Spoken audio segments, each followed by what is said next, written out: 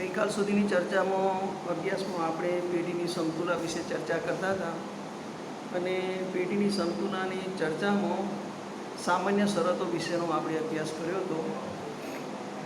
સામાન્ય શરતોના અભ્યાસમાં કોઈ પણ પેઢી ક્યારે સમતુલામાં છે એની બે શરતો છે એનો આપણે અભ્યાસ કરતા હતા.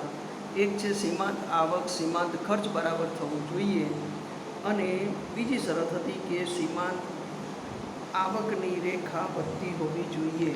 સીમાંત આવક રેખા વધતી હોવી જોઈએ અથવા તો સીમાંત ખર્ચ વધતું હોવું જોઈએ.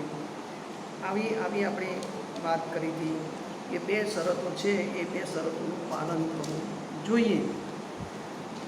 આનો સમજ મેળવવા માટેનો આપણે પ્રયત્ન કર્યો હતો અને સમજ મેળવવા માટેના પ્રયત્નમાં આપણે એવું વિચાર્યું હતું કે કોઈપણ પેઢી એ મહત્તમ નફાનો ધ્યેય રાખે છે અને મહત્તમ નફાનો ધ્યેય રાખતા હોવાને કારણે એનું સીમાંત ખર્ચ વધતું હોવું જોઈએ. હવે બીજો પ્રશ્ન એ હતો કે ભાઈ ક્યારે પેઢી તો સીમાંત આવક અને સીમાંત ખર્ચની ગણતરી કરતી હોતી નથી. તો શાની ગણતરી કરે છે? તો મોટે ભાગે સરેરાશ આવક અને સરેરાશ ખર્ચની ગણતરી કરતી હોય છે અને સરેરાશ આવક અને સરેરાશ ખર્ચની ગણતરી કરતી હોવાને કારણે એની આવક અને ખર્ચમાં જે તફાવત પડે છે એ એનો નફો દર્શાવે છે એમ સમજવાનો આપણે પ્રયત્ન કર્યો હતો. સીમાંત ખર્ચ કરતાં સીમાંત આવક વધારે હોય ત્યાં સુધી ઉત્પાદનમાં વધારો કરે અને સીમાંત ખર્ચ કરતાં જો સીમાંત આવક ઓછી થાય તો ઉત્પાદનમાં ઘટાડો કરે. એટલે કે સીમાંત ખર્ચ અને સીમાંત આવક વચ્ચે તફાવત હોય ત્યાં સુધી પેઢીના કુલ ઉત્પાદનમાં ફેરફાર થયા કરે અને સમતુલાની સ્થિતિમાં પ્રાપ્ત થતી નથી. સમતુલાની સ્થિતિ ત્યારે પ્રાપ્ત થાય કે જ્યારે પેઢી સીમાંત આવક બરાબર સીમાંત ખર્ચ થાય ત્યારે.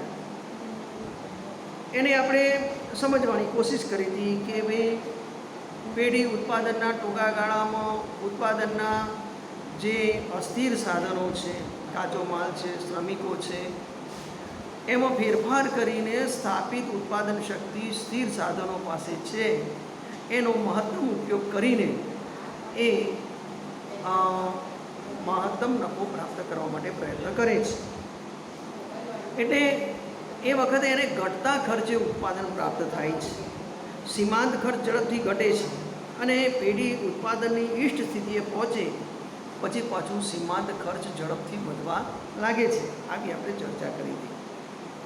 હવે કોઈપણ પેઢીની સીમાંત આવક કેવી રીતે જાણી શકાય? તો એનું કુલ ઉત્પાદન અને કુલ આવક કેટલી છે એના દ્વારા જાણી શકાય. કારણ કે અહીંયા કુલ આવક અને કુલ ઉત્પાદન દ્વારા જાણી શકાય એ એટલા માટે કે પૂર્ણ હરીફાઈવાળી પેઢી છે અને પૂર્ણ હરીફાઈવાળી પેઢીમાં કિંમત આપેલી છે. એ આપેલી કિંમતને એણે સ્વીકારી લેવી પડે છે અને એ સ્વીકારીને એણે નિર્ણયો કરવા પડે છે. આનો અર્થ એ થયો કે પેઢી વર્તમાન બજાર કિંમતે ગમે તેટલા એકમો વેચી શકે છે.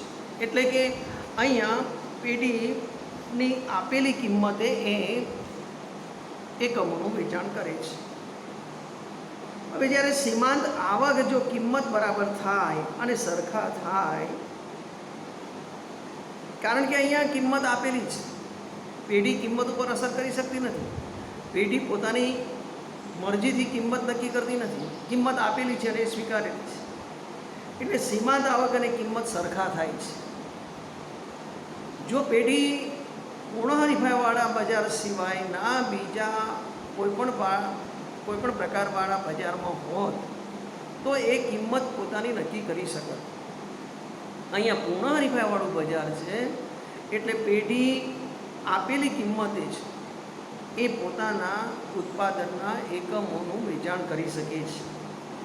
એટલે બીજા શબ્દોમાં આ જ વસ્તુને સમજવાનો પ્રયાસ કરીએ તો એ જે પેઢીની સીમાંત આવક છે એ કિંમત બરાબર થાય છે. અને એટલા માટે આપણે એવો અભ્યાસમાં મૂક્યું હતું કે પૂર્ણ હરીફાઈવાળા બજારમાં પેઢીની માંગ રેખા મૂલ્ય સાપેક્ષ હોય છે, સંપૂર્ણ મૂલ્ય સાપેક્ષ હોય છે. સંપૂર્ણ મૂલ્ય સાપેક્ષ એટલે પાયાની ધરીને સમાંતર. પાયાની ધરીને સમાંતર એટલે આપેલી કિંમતે એ ગમે તેટલા એકમોનું વેચાણ કરી શકે છે. એટલે કિંમત સ્થિર બને છે, વેચવાના એકમોનું અસ્થિર છે. આપેલી કિંમતે ગમે તેટલા એકમોનું વેચાણ વધારી શકે છે, ગમે તેટલા એકમોનું વેચાણ ઘટાડી શકે છે. એટલા માટે અહીંયા કિંમત આપેલી છે, માટે આપેલી કિંમતે એની સીમાંત આવક પણ એટલી જ બને છે.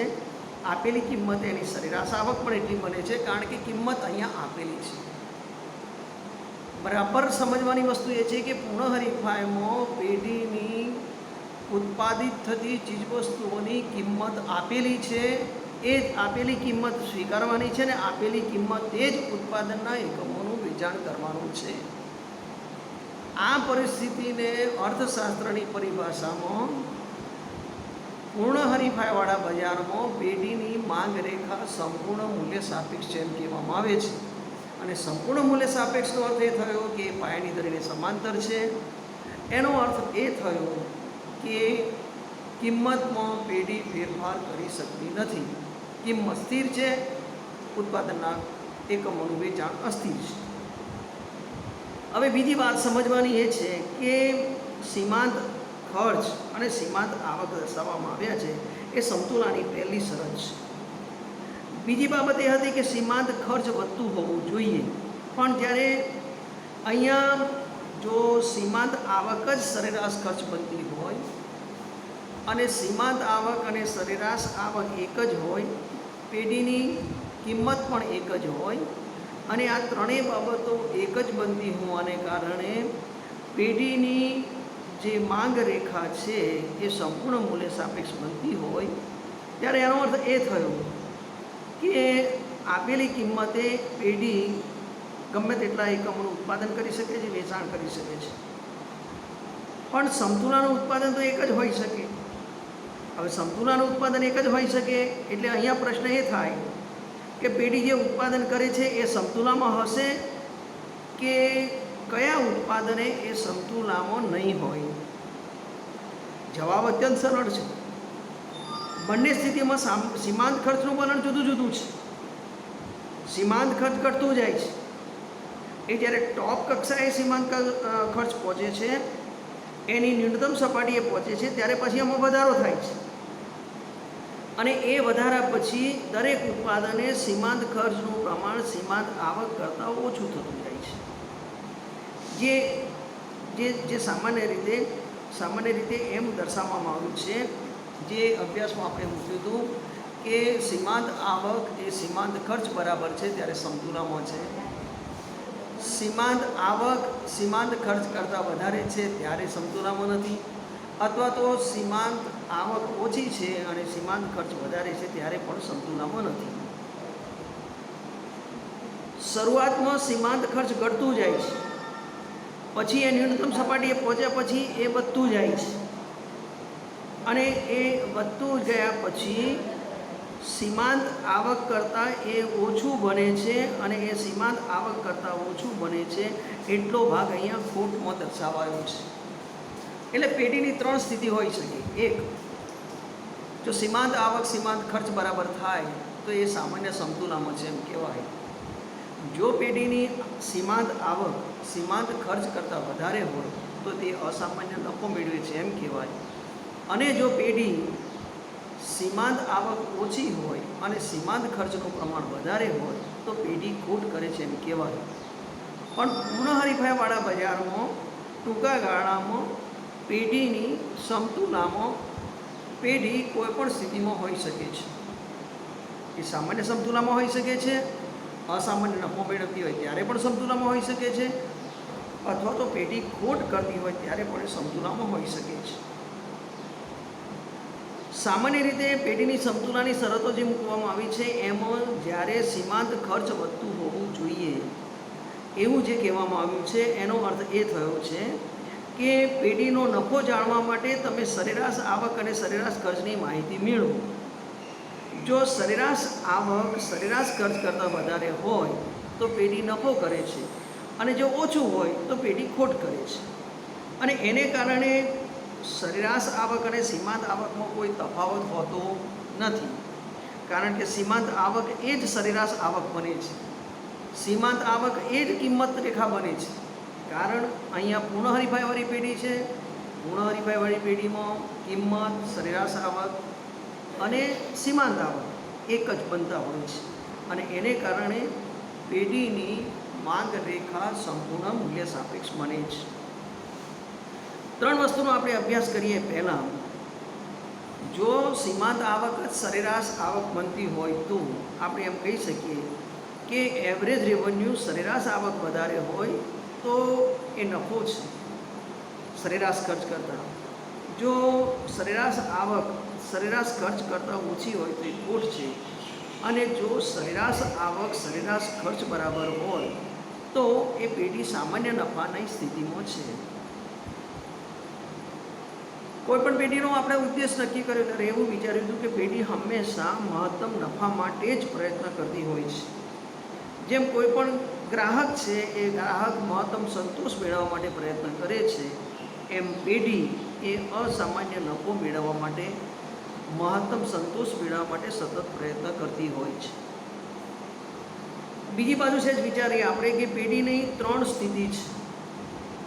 જો સીમાંત આવક બરાબર સીમાંત ખર્ચ થાય, સીમાંત આવક વધારે હોય, સીમાંત ખર્ચ ઓછું હોય, સીમાંત આવક ઓછી હોય, સીમાંત ખર્ચ વધારે હોય, એ 3 સ્થિતિમાં જ્યારે પેઢી ટૂંકા ગાળામાં જો અસામાન્ય નફો મેળવતી હોય તો એ કેવી સ્થિતિ હોય? અસામાન્ય નફાની પરિસ્થિતિનો અભ્યાસ એટલા માટે કે કોઈપણ પેઢી એ મહત્તમ નફો પ્રાપ્ત કરવા માટે જ પ્રયત્નશીલ હોય છે. કોઈપણ પેઢી ખોટમાં કામ કરવા તૈયાર હોતી નથી અને જે પેઢી ખોટમાં કામ કરતી હોય એ પેઢીનું અસ્તિત્વ રહેતું નથી, એ પેઢી નામશેષ થાય છે. પણ જે પેઢી સામાન્ય નફો મેળવે છે અથવા તો જે પેઢી અસામાન્ય નફો મેળવવા માટે પ્રયત્ન કરે છે, કારણ કે કોઈપણ પેઢીનો ઉદ્દેશ એ મહત્તમ નફો મેળવવાનો છે. અહીંયા ધ્યાનમાં એ રાખવાનું છે કે અહીંયા પૂર્ણ હરીફાઈવાળા બજારમાં જ્યારે કિંમત આપેલી છે, સીમાંત આવક આપેલી છે, સરેરાશ આવક આપેલી છે, એ સંજોગોમાં પેઢી અસામાન્ય નફો કેવી રીતે મેળવશે? હવે જ્યારે સીમાંત આવક એ જ સરેરાશ આવક બનતી હોય અને સરેરાશ આવક એ જ એની કિંમત બનતી હોય પેઢીના ઉત્પાદનના એકમની, તો એ સ્થિતિમાં પેઢી ટૂંકા ગાળામાં અસામાન્ય નફો કેવી રીતે મેળવશે? જ્યારે પેઢી પાસે સરેરાશ ખર્ચ કરતાં સરેરાશ આવક વધારે હોય ત્યારે પેઢી નફો પ્રાપ્ત કરે છે એમ કહેવાય. ઘણીવાર સીમાંત આવક અને સીમાંત ખર્ચની સમાનતાના સમયે સરેરાશ ખર્ચ કરતાં સરેરાશ આવક વધારે હોય તો પેઢી અસામાન્ય નફો મેળવે છે એમ કહેવાય. આપણે પેઢીની સમતુલાની 2 શરતોનો અભ્યાસ કર્યો. એક તો પહેલી શરત એ હતી કે સીમાંત આવક સીમાંત ખર્ચ બરાબર થવું જોઈએ અને જ્યારે પેઢી સમાનતા પ્રાપ્ત કરે ત્યારે સીમાંત આવક અને સીમાંત ખર્ચની સમાનતા પ્રાપ્ત કરે ત્યારે સીમાંત ખર્ચ વધતું હોવું જોઈએ. મતલબ કે એ ન્યૂનતમની પરિસ્થિતિ પ્રાપ્ત કર્યા પછી, સીમાંત ખર્ચની ન્યૂનતમની પરિસ્થિતિ પ્રાપ્ત કર્યા પછી સરેરાશ આવક સાથે સરેરાશ ખર્ચ સાથેના સંબંધોની વાત કરીએ તો સરેરાશ ખર્ચ કરતાં સરેરાશ આવક વધારે હોવી જોઈએ, તો જ એ પેઢી અસામાન્ય નફો મેળવે છે એમ કહેવાય. ફરી આ વસ્તુને સહેજ સમજ મેળવીએ. સીમાંત આવક સીમાંત ખર્ચ બરાબર થવું જોઈએ, આ પહેલી શરત. બીજી શરત છે કે એ સમાનતાના સમયે સરેરાશ ખર્ચ કરતાં સરેરાશ આવક વધારે હોય તો જ અસામાન્ય નફો પ્રાપ્ત કરે છે. જો સરેરાશ ખર્ચના ન્યૂનતમ બિંદુએ થઈને જ જો સરેરાશ આવકની રેખા પસાર થાય અથવા તો સરેરાશ આવકની રેખા પસાર થતી હોય તો એ સામાન્ય નફો બને છે. પણ જ્યારે જ્યારે આ બંને સરખા થાય એ જ સમયે જો એના સરેરાશ ખર્ચ કરતાં સરેરાશ આવક વધારે હોય તો જ પેઢી અસામાન્ય નફો મેળવે છે. એને આપણે જો તમે આકૃતિમાં જોઈ શકો તો મેં થોડી આકૃતિ દોરી છે અને એ તમારા સુધી જો પહોંચે તો આકૃતિમાં આપણે સામાન્ય રીતે દર વખતે અભ્યાસ કરીએ છીએ તેમ અને તમે જાણો છો તેમ જેનું માપન કરવાનું છે એ પાયાની ધરી ઉપર આવે, જેના વડે માપન કરવાનું છે એને લંબ ધરી ઉપર આવે. આપણે માપન કરવાનું છે પેઢીના ઉત્પાદનના એકમો, અને એટલા માટે જે પાયાની ધરી છે OX એ પાયાની ધરી ઉપર આપણે ઉત્પાદનના એકમો લીધા છે. લંબ ધરી જેના વડે જેનું માપન કરવાનું છે, એટલે જેના વડે માપન કરવાનું છે એ લંબ ધરી પર લીધું છે. ખર્ચ છે, આવક છે અને કિંમત છે.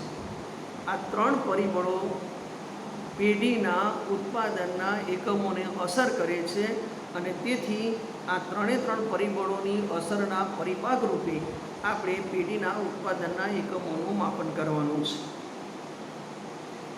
અસામાન્ય નફાની સ્થિતિ, સામાન્ય નફાની સ્થિતિ, ખોટની પરિસ્થિતિ, 3 પરિસ્થિતિમાં પેઢી હોઈ શકે છે.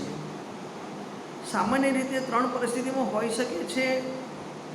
આ અર્થ એ કરવામાં આવ્યો છે કે સમતુલાની જે શરતો છે એ સમતુલાની શરતોમાં આ 3 પરિસ્થિતિ ઉદ્ભવવાની શક્યતા છે.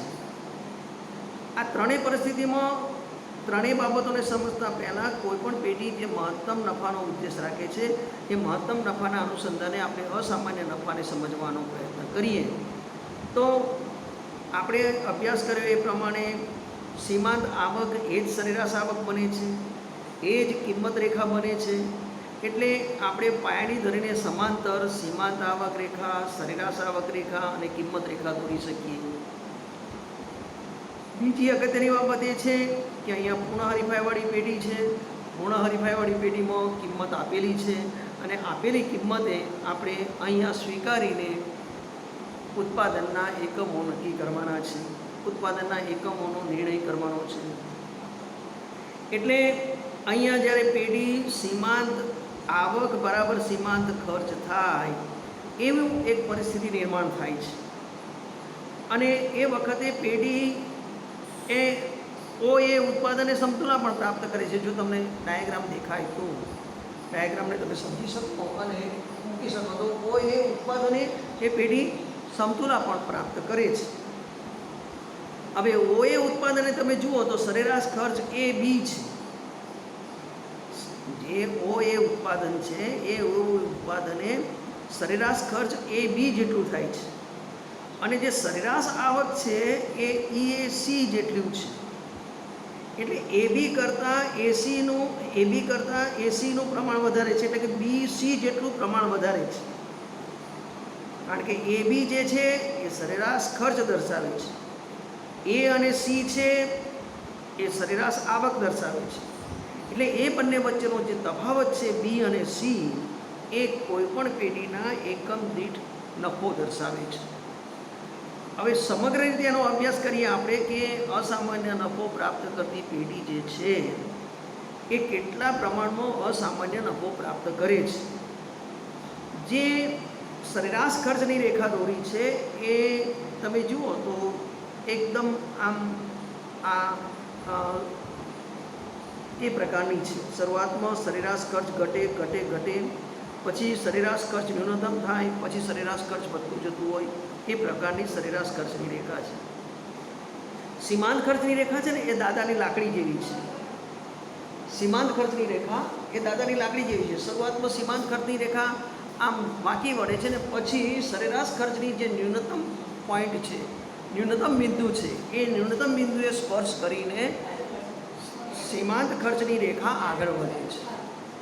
અહીં આપણે બંને સંબંધો સમજવાના છે કે સરેરાશ ખર્ચની રેખા જ્યારે ન્યૂનતમ બિંદુએ હોય છે ત્યારે સીમાંત ખર્ચની રેખા એના ન્યૂનતમ બિંદુએ સ્પર્શ કરીને આગળ વધે છે.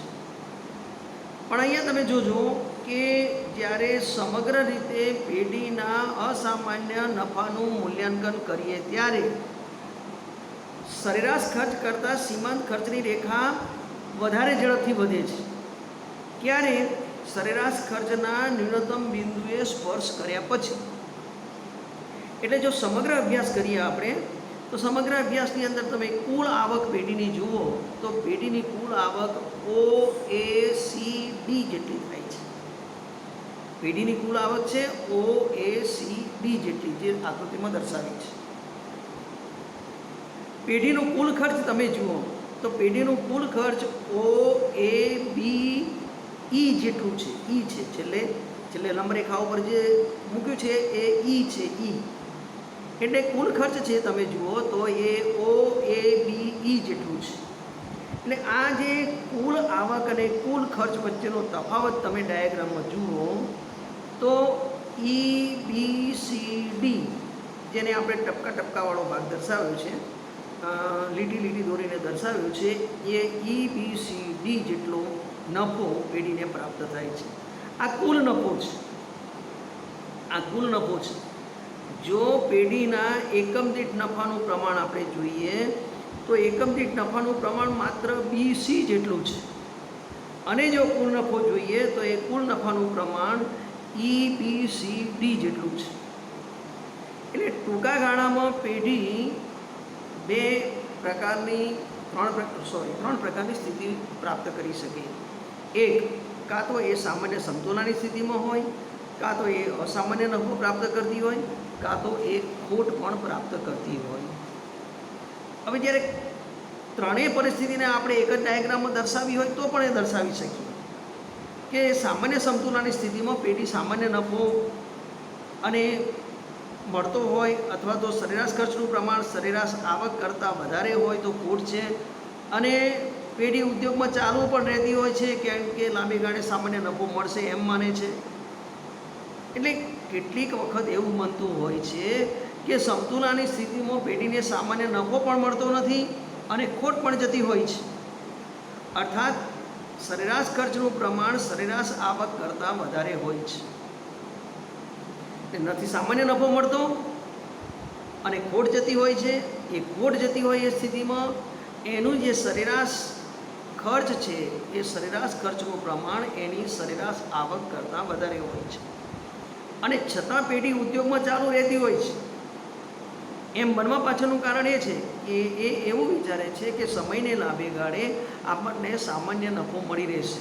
મતલબ કદાચ આપણે અસામાન્ય નફો પ્રાપ્ત નહીં કરીએ, પરંતુ જે ખોટ છે એ ખોટ દૂર થશે અને આપણને જે આવક પ્રાપ્ત થાય છે એ ખર્ચ બરાબર હશે અને આપણી પેઢી લાંબે ગાળે સામાન્ય નફો મેળવતી હશે એમ એ માનીને એ પેઢી ઉદ્યોગમાં ચાલુ રહે છે. ટૂંકા ગાળામાં પણ પેઢીને અસ્થિર ખર્ચ કાઢી શકાય તેટલી કિંમત તો મળવી જ જોઈએ. જો ટૂંકા ગાળામાં પેઢીને અસ્થિર ખર્ચ કાઢી શકે એટલી કિંમત જો ન મળે તો પેઢીએ તત્કાળ ઉદ્યોગમાંથી વિદાય લેવી પડે. પેઢી પાસે ઉત્પાદનના બે પ્રકારના સાધનો હોય છે, એક સ્થિર સાધનો અને બીજા અસ્થિર સાધનો. ટૂંકા ગાળામાં પેઢી સ્થિર સાધનોમાં ફેરફાર કરી શકતી નથી.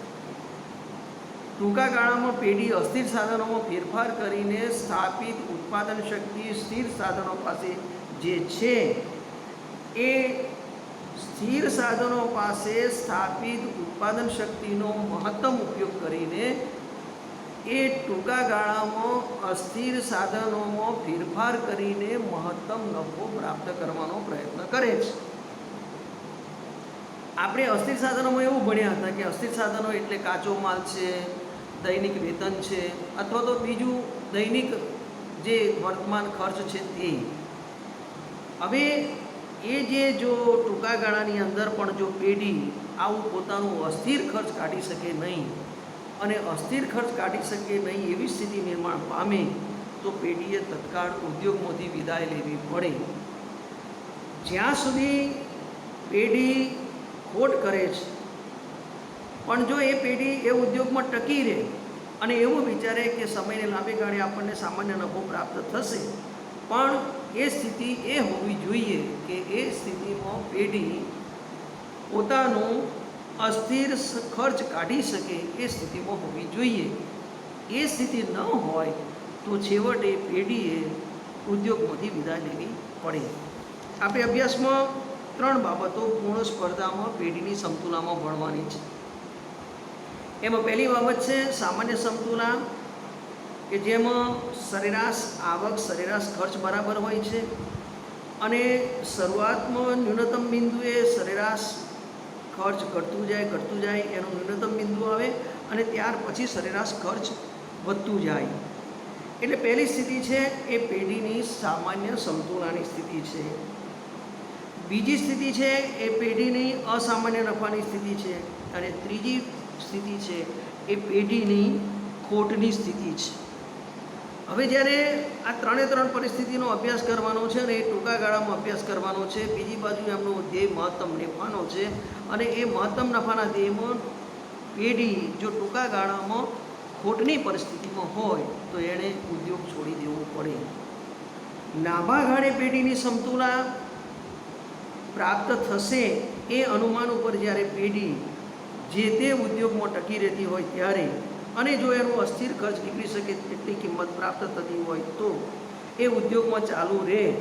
પરંતુ જો લાંબે ગાળે અસ્થિર ખર્ચ ઉપરાંત સ્થિર ખર્ચ પણ નીકળી શકે તેટલી કિંમત મળવી જોઈએ.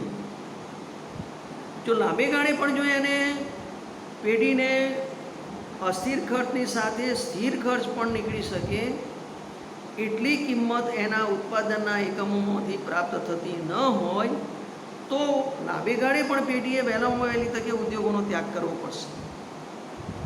એના માટે સરેરાશ ખર્ચનો વિચાર કરીએ તો લાંબે ગાળે સરેરાશ ખર્ચ જેટલી કિંમત એ પેઢીને પ્રાપ્ત થવી જોઈએ. મતલબ કે જેટલું સરેરાશ ખર્ચ થાય તેટલી સરેરાશ આવક પ્રાપ્ત થવી જોઈએ. જો સરેરાશ ખર્ચ કરતાં કિંમત ઓછી હોય તો પેઢીએ ઉત્પાદન બંધ કરવું જોઈએ, ઉદ્યોગમાંથી વિદાય લેવી જોઈએ અને લાંબે ગાળે પણ પેઢીના સરેરાશ ખર્ચ કરતાં ઓછી બજાર કિંમત હોઈ શકે નહીં, હોવી જોઈએ નહીં તો એ પેઢીએ એ ઉદ્યોગમાંથી વિદાય લેવી પડે. માનો કે આ સ્થિતિનું સર્જન થયું તો પ્રશ્ન એ ઉપસ્થિત થાય કે સરેરાશ ખર્ચ કરતાં વધારે સરેરાશ આવક ક્યારે